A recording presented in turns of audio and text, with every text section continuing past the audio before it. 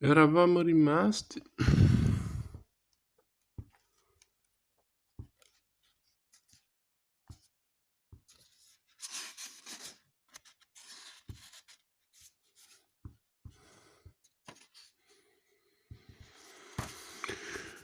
furono amanti per un anno molto felice per Lotto, ma forse non altrettanto felice per Sheila.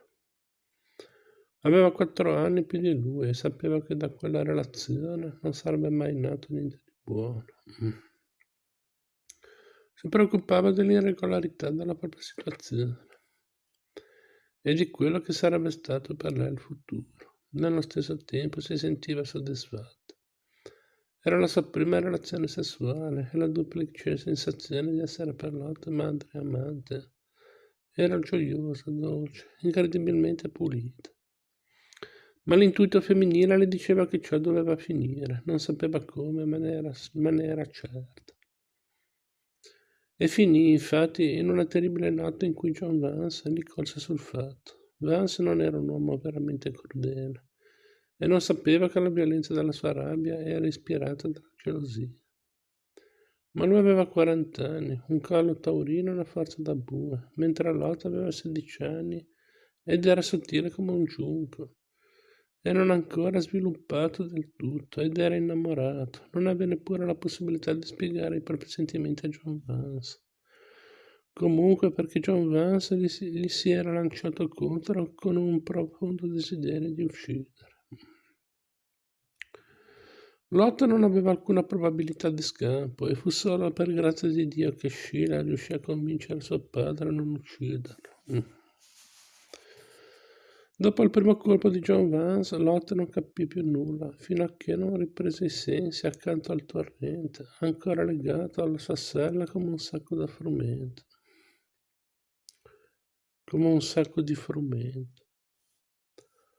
Avrebbe potuto morire egli stesso se Sheila non avesse convinto uno degli uomini a seguirlo e dargli un po' di aiuto e avvertirlo che non doveva apparire mai più davanti a Vance perché Vance l'avrebbe ucciso. Ciò che non poté fargli sapere fu che di lì a una settimana sarebbe stata mandata ad abitare presso certa gente, in un rancio distante 100 miglia, che di lì a un mese avrebbe sposato un austero puritano libatore di fede battista e che di lì a 5 anni sarebbe morta mettendo al mondo il quarto figlio. L'uomo che Sheila aveva convinto a seguire Lot ebbe il buon senso di fare un fagotto delle poche robe di Lot e portarselo dietro. Tirò giù Lot dal cavallo e con alcune strisce strappate da una coperta gli fasciò le costole come meglio poté.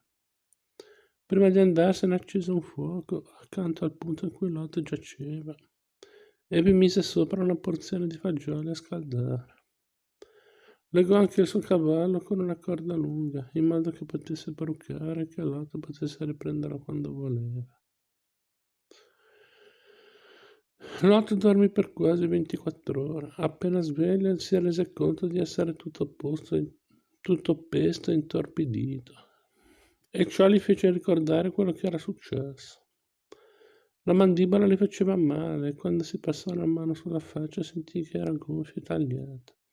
Sentì anche le strisce di stoffa che gli tenevano ferme le costole e capì che doveva muoversi con cautela.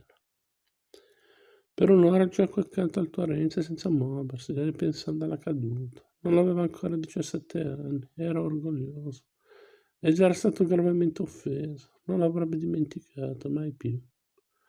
Quando ebbe concluso il suo ragionamento aveva deciso una cosa: nessuno mai più avrebbe messo le mani sull'Otto Maguire. Dopo questa decisione mangiò una grossa porzione dei fagioli tiepidi che erano stati lasciati sul fuoco, beve un po' d'acqua del torrente e si mise a dormire.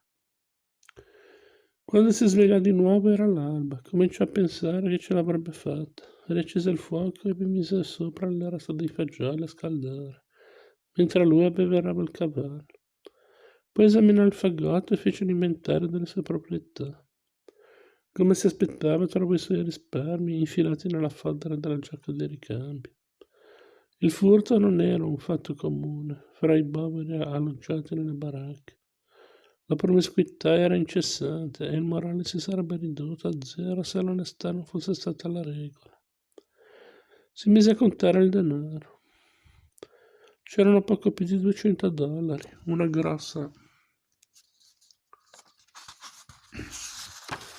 grossa cifra per chiunque. In quel periodo e in quel luogo, tanto più che per un ragazzo non ancora 17enne.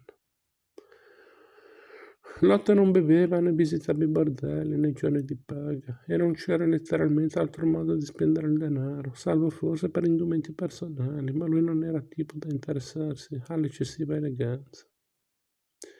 Rimase accanto al torrente per 9 giorni.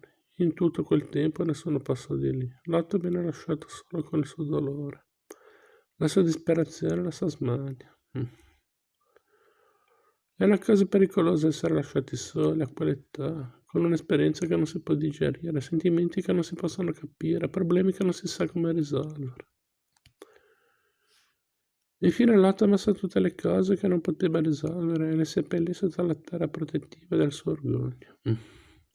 Quelle cose bruciarono lentamente là sotto, senza fiamma, come materia putrefatta in un fetido mucchio di concime, finché si trasformarono in odio. Le sue ossa si risaldarono. Mollo si separò gradualmente da se stesso. Il ragazzo che era arrivato prima di Sisi in quel boschetto di pioppi, 9 giorni prima, trasportato dal suo cabanno, era un giovane modesto elaboratore, con quel senso di speranza nella possibilità di tutte le cose che si chiama fede. Quella qualità che ci permette di sopravvivere mentre impariamo abbastanza per capire. Il ragazzo che fece fagotto della propria roba e lasciò il boschetto dirigendosi ad ovest non credeva più in niente, senza nessuno che l'aiutasse, grazie al suo orgoglio e al fatto di essere stato ingiustamente offeso.